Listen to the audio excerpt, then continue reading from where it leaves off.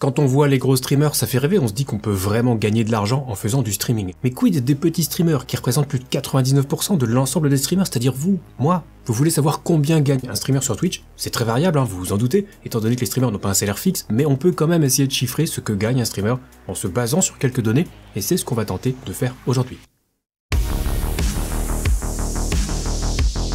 Hello YouTube, c'est Tom, ravi de vous retrouver sur cette chaîne YouTube entièrement consacrée au streaming. Si le sujet vous intéresse, vous retrouvez des tutoriels, des astuces, des conseils, des tests de matériel, plus de 150 vidéos pour vous accompagner dans votre aventure en tant que streamer. Et oui, car comme dirait Ménélique, streamer, quelle aventure! Et si certains font ça pour s'amuser ou simplement partager des bons moments, c'est tout à leur honneur, d'autres peuvent vouloir en faire un métier, une carrière, pourquoi pas, et ce n'est pas sale. Il n'y a aucune honte à se dire qu'on a envie de vivre du streaming. En revanche, il faudra bien avoir conscience du fait que ça sera très difficile, parce que c'est souvent beaucoup d'investissement pour peu de retour. C'est donc difficile d'en vivre, et du coup c'est aussi difficile pour le moral, mais bon, ça c'est un autre sujet. Donc de quoi on va avoir besoin pour chiffrer combien gagne un streamer? Et bien déjà, il faut prendre en compte les différentes sources de revenus possibles. On prendra l'exemple de Twitch, mais on peut faire le parallèle avec YouTube, et les souscriptions et autres super chats, ou Facebook et son système d'étoiles. Mais aujourd'hui, on se pose la question pour un streamer sur Twitch, puisque Twitch est encore la plateforme de streaming numéro 1. Donc pour gagner de l'argent sur Twitch, déjà, il faut être affilié ou partenaire. Ça, on va pas revenir dessus, à ce niveau, on sait déjà comment ça fonctionne. Donc admettons, je suis devenu affilié Twitch, je débloque les outils de monétisation pour ma chaîne, et donc je peux récupérer de l'argent de plusieurs façons.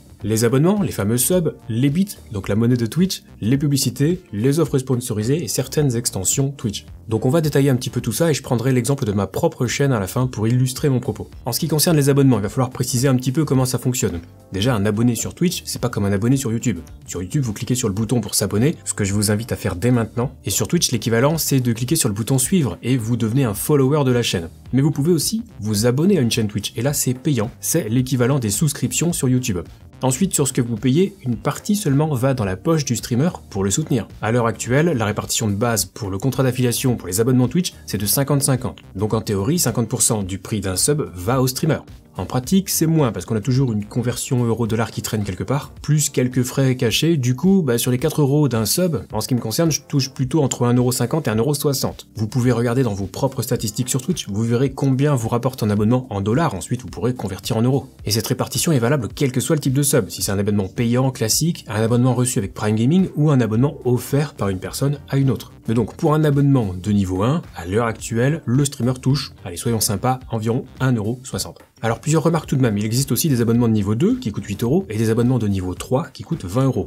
La répartition est la même pour un affilié, 50-50. Donc en théorie, si quelqu'un prend un abonnement de niveau 3 à 20€, je touche 10€. Même si en pratique c'est moins, on l'a vu juste avant. D'où la remarque suivante, qui est que si vous arrivez à devenir partenaire Twitch, donc l'étape au-dessus d'affilié, la répartition des revenus change pour les abonnements de niveau supérieur et ainsi vous touchez 60% pour un abonnement de niveau 2 et 70% pour un abonnement de niveau 3. Alors pour le fun, j'ai fait le calcul sur ma chaîne, j'ai pris l'exemple du 31 janvier 2022 où j'ai eu 2 abonnements de niveau 3 le même jour. Un gain de 25$, donc 12,5$ pour un seul abonnement T3, soit environ 11€. Bon chez moi 11€ ça représente pas 70% des 20€ que constitue le prix d'un sub T3, ça représente seulement 45%. Bref, outre le fait que Twitch nous enfume un petit peu avec cette répartition, vous vous rendez bien compte qu'il va falloir un paquet de subs pour tirer un revenu substantiel sur une chaîne Twitch. J'ajoute pour conclure sur les subs que si vous n'avez pas correctement renseigné votre formulaire fiscal, que vous remplissez quand vous devenez affilié, Twitch va prendre une retenue de 30% supplémentaire sur vos gains, donc renseignez bien vos infos. Ensuite on a les bits, donc là on va la faire courte puisque la répartition est fixe et pour 100 bits reçus, un streamer touche 1$.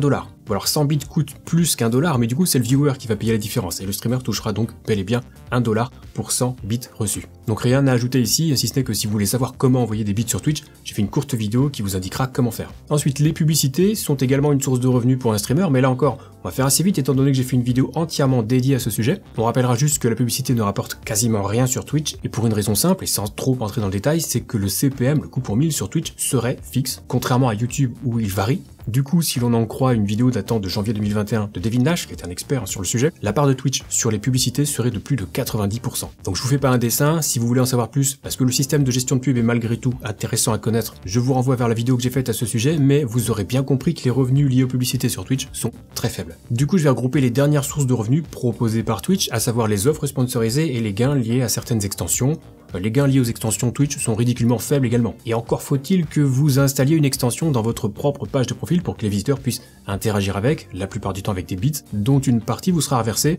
Bref, on oublie ça. Et les offres sponsorisées, je vais pas m'étendre dessus non plus parce que tous les affiliés n'y ont pas accès, contrairement aux partenaires, sans compter que ces offres sont somme toute assez rares et vous gagnerez un montant en fonction de votre audience, donc en fonction de votre nombre de viewers. Mais si on doit faire une mini conclusion rapide, on peut dire que l'essentiel des revenus d'un streamer provient des abonnements à sa chaîne, notamment les abonnements offerts, les fameux subgifts, on va en reparler. Donc on pourrait déjà faire un premier calcul, une première estimation, mais tout ça ce sont les sources de revenus inhérentes à Twitch. En plus de ça, il faut ajouter d'autres sources de revenus potentielles, les dons, les sponsors, l'affiliation. Là encore, on va pas détailler trop les deux dernières parce que quand on est un petit streamer, les sponsors, on peut faire une croix dessus. Et l'affiliation, sans audience ou sans communauté, par définition, l'affiliation ne rapportera rien puisqu'il y aura personne pour cliquer sur nos liens. Mais on peut s'intéresser aux donations. Et là encore, j'ai fait une vidéo complète sur le sujet où je soulève des questions sur l'intérêt de recevoir des dons, si c'est une bonne chose ou pas, comment recevoir des dons, combien ça peut rapporter. Et là, vous n'avez même pas besoin d'être affilié pour recevoir des dons sur Twitch. Il faut juste un compte PayPal ou quelque chose dans le genre. Du coup, les viewers peuvent faire des dons sur notre chaîne et on va essayer de prendre en compte ce revenu également en plus des revenus directs liés à Twitch.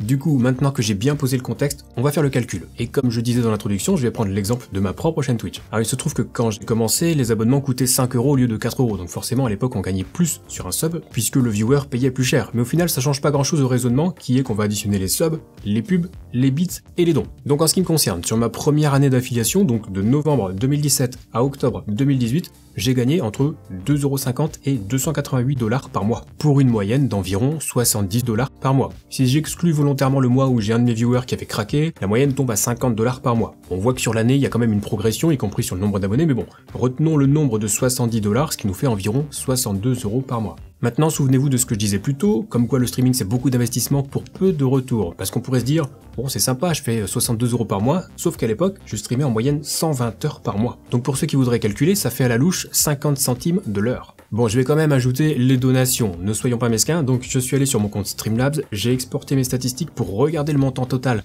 de mes donations sur cette même période. De novembre 2017 à octobre 2018, j'ai reçu 477 € de dons, soit en moyenne, on va arrondir au-dessus, environ 40 € par mois. Donc si j'ajoute ça à mes gains directs sur Twitch, je gagnais en moyenne 100 € par mois sur Twitch en étant affilié pour 120 heures de stream, soit moins de 1 € de l'heure. Voilà, vous vouliez savoir combien gagne un petit streamer ?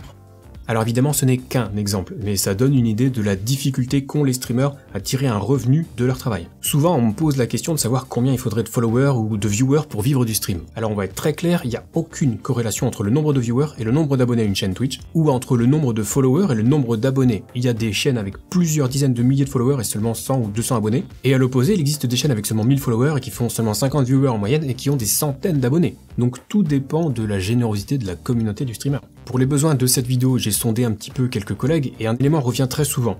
Ce qui fait fortement monter le nombre d'abonnés à une chaîne Twitch, c'est le nombre d'abonnements offerts, les subgifts. C'est en grande partie cette variable qui va faire pencher la balance des revenus du streamer, et comme son nom l'indique, ce sont des abonnements offerts par des personnes, donc entièrement dépendants de leur générosité là encore. Et donc vous aurez bien compris que le streamer est complètement dépendant de sa commu pour générer des revenus, puisque les publicités ne rapportent rien, on l'a vu, et que les abonnements représentent au final la majeure partie de ses gains. Donc on est dans un système relativement précaire, avec des gains très faibles si on rapporte ça à l'investissement fourni. Alors cette vidéo n'a pas pour but de vous décourager, mais s'il y a bien une chose à faire, si vous décidez de faire du streaming une carrière, c'est que viendra un moment où il faudra songer à diversifier vos sources de revenus. J'en ai déjà parlé dans une vidéo précédente dans laquelle justement je vous expliquais comment se diversifier pour vivre du stream. Mais si vous ne comptez que sur les revenus du streaming pour vivre, soyons clairs, à moins d'avoir plusieurs centaines d'abonnés, et encore une fois, je parle pas des followers mais des abonnés payants, ne comptez pas dessus. Et tout cela est à mettre en perspective avec les gains générés par les très gros streamers. Récemment, Twitch s'est fait hacker et il y a eu un gros leak sur les revenus de certains streamers. Ça aussi on en a parlé ici même sur cette chaîne. Vous voyez par exemple qu'entre août 2019 et octobre 2021, Zerator a par exemple généré 1 440 221 $ sur Twitch. Il a d'ailleurs confirmé lui-même que ces chiffres étaient justes. Et bien ça correspond à plus de 50 000 $ par mois, et encore, ça ne correspond qu'au montant généré sur Twitch, donc sans les dons, sans les sponsors et sans les OP. Donc forcément ça fait rêver, mais bon, là on est vraiment dans une autre galaxie, il faut vraiment pas vous focaliser sur ces montants-là. Quand on est un petit streamer, on ne gagne pas ça. Donc voilà, maintenant vous avez les outils qui vous permettent d'estimer à peu près combien gagne un streamer, sachant évidemment que non seulement ses revenus sont extrêmement variables, mais qu'en plus il faudra éventuellement prendre en compte tous les revenus annexes qu'on a pu voir comme le sponsoring, pour ne citer que lui. En tout cas, j'espère que cette vidéo aura permis de vous éclairer un petit peu sur le sujet. Si c'est le cas, n'oubliez pas le petit pouce vers le haut. Vous pouvez aussi partager la vidéo si vous pensez qu'elle peut intéresser un de vos potes. Et je terminerai en vous rappelant que si vous avez des questions concernant le streaming, vous pouvez venir me les poser dès que je suis en live sur Twitch. Pour les questions plus techniques, rendez-vous sur le Discord communautaire Zero Absolute Gaming, lisez bien les règles pour débloquer les salons d'aide, et on vous répondra au plus vite. Et si jamais vous cherchez du support personnalisé ou du coaching pour votre carrière de créateur de contenu, vous pouvez faire une réservation en ligne sur le site zero-absolu.com. Tous les liens sont dans la description juste en dessous. Sur ce, c'est la fin de cette vidéo, on se retrouve très vite pour la prochaine, et d'ici là, bon stream.